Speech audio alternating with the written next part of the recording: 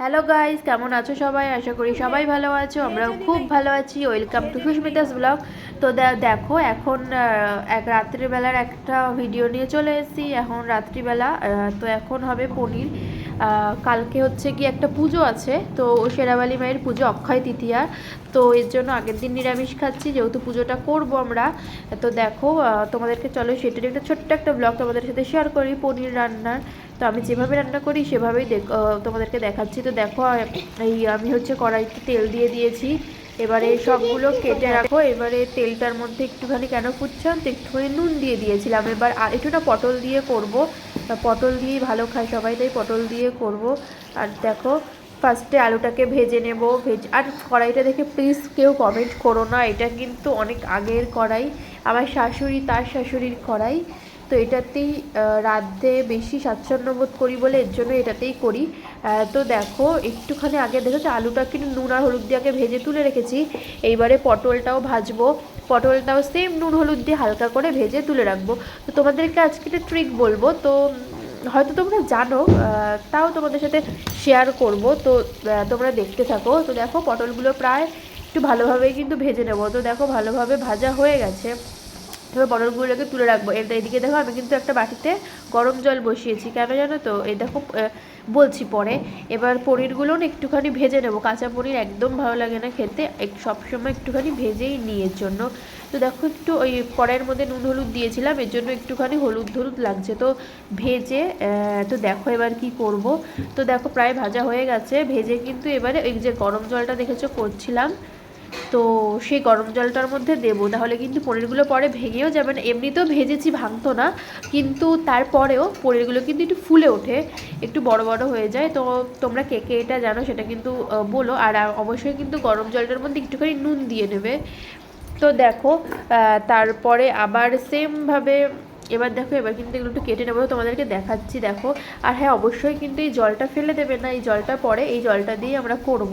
তো দেখেছো তোমাদেরকে তুলে তুলে দেখাচ্ছিলাম পনিরগুলো কীভাবে একটু ফুলে গেছে। আর দেখো এদিকে এক জায়গায় কিন্তু আমি সব মশলাগুলোকে রেখেছি, এর মধ্যে যা যা গুঁড়ো মশলা থাকে, নুন হলুদ লঙ্কা প্লাস হ্যাঁ নুন হলুদ লঙ্কা এইসবই ছিল, জিরের গুঁড়ো, একটা টমেটো, একটু আদা একটু গ্রেট করে দিয়েছিলাম। আর দেখো আমি এখানে ফোড়নে দিচ্ছি তেজপাতা, আর হচ্ছে এলাচ, দারচিনি, আর হচ্ছে জিরে, গোটা জিরে। এটা ফোড়নে দিয়ে তারপরে আমি পুরো মশলাটাকে দিয়ে দেবো। মশলাটাকে দিয়ে ভালো করে কিন্তু কষতে থাকবো। তো দেখো আমি কিন্তু মশলাটা আগে থেকে রেডি করে রেখেছিলাম, কারণ এক হাতে ফোন ধরে না একটা একটা করে মশলা কোটো খুলে খুলে দেওয়া যায় না, আমি এর জন্য আগে থেকেই করে রেখেছিলাম। আমি দেখেছো জিরাটাই সামান্য ফোড়ন দিচ্ছিলাম। ফোড়নটাই কিন্তু ভালোভাবে একটু পুড়িয়ে নেব। পুড়িয়ে নিয়ে তারপরে মশলাটা এবারে আমি ঢেলে দেব। তো তার মাঝখানেই আমি তোমাদেরকে দেখাবো আমাদের ফ্ল্যাটের ভিডিওটা, লাস্টে আমি তোমাদেরকে দিয়ে দেবো ফ্ল্যাটে কতদূর কী কাজ চলছে, সব কিছুই যখন শেয়ার করি এটাও করবো অবভিয়াসলি। তো কিছুই না, সবে কাজ শুরু হয়েছে, 2-3 দিন হয়েছে, বেশি হয়নি এখনও কাজ। তো আশা করি পুজোর আগে হয়ে যাবে, তারপরেই আমরা যেতে পারবো ফ্ল্যাটে। তো যাই হোক, তো দেখো এটাই কিন্তু একটু ভালোভাবে কষিয়ে নিতে হবে। আর হ্যাঁ, মশলাটা কিন্তু হয়ে যাবে, মশলাটা কিন্তু মানে নিচের দিক দিয়ে লেগে যাবে। এর জন্য ওই যে ইসে স্টকটা রয়েছে, মানে স্টক বলবো না সরি, হচ্ছে জলটা রয়েছে তো পনিরে, সেটা কিন্তু দিয়ে দিয়ে একটু একটু করে এটাকে ভালোভাবে কষাতে হবে। দেন আলুটা দিয়ে দেবো, আলুটা দিয়েও কিন্তু ভালোভাবে কষিয়ে নেব। তো আমি কিন্তু এই জলটা দিয়ে আস্তে আস্তে করে কষাচ্ছি। এটা কিন্তু গরম জল, হ্যাঁ নুন দেওয়া, ওটাই তরকারিতে না সবসময় গরম জল দেওয়াটাই আমার মনে হয় ভালো হয়, তাহলে তরকারিটা খুব স্বাদ হয়। গরম জল দেওয়া সবসময় চেষ্টা করবে।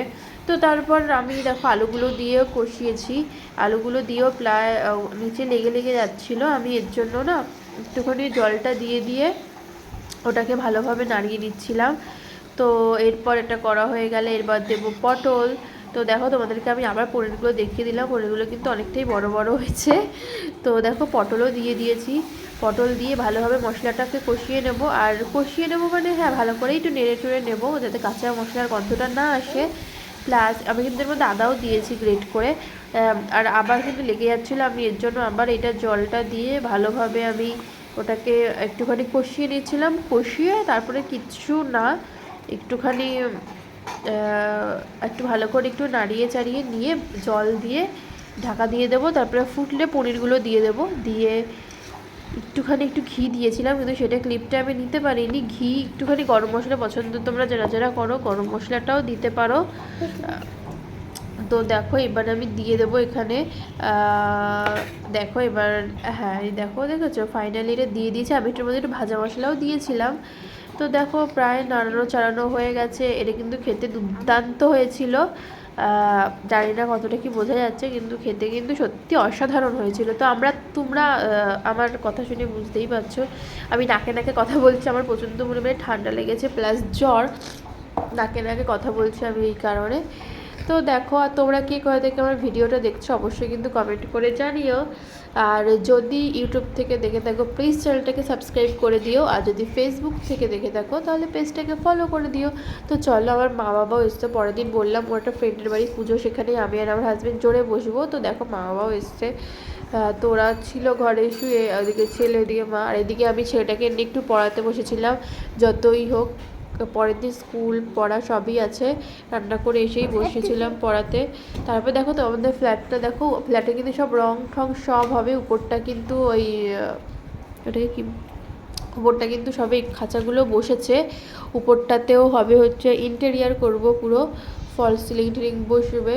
তো দেখতে থাকো, যত দূর যেমন যেমন ফ্ল্যাটটা এগোবে তোমাদের সাথে সব কিছুই শেয়ার করব।